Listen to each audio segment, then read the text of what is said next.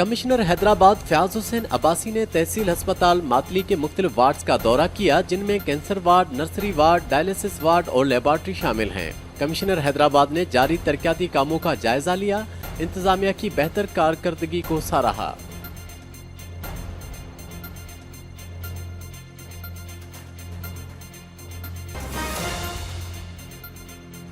मीरपुर माथेलो की ज़ईफुल उम्र खातून का मीरपुर माथेलो पुलिस के खिलाफ एहतजाज।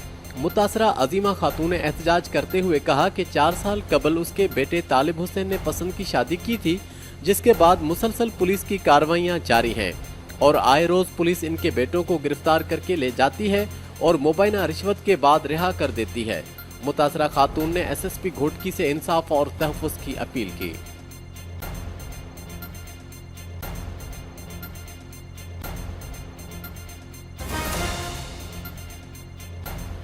मंचनाबाद के मकाम पर दरियाए सतलज में बाबा फरीद पुल के मकाम पर सैलाबी सूरत हाल बरकरार है। सैलाब से मुतासरा इलाकों में इमदादी कार्रवाइयां शुरू नहीं हो सकी, जिसकी वजह से अहले इलाका को शदीद मुश्किलात का सामना है।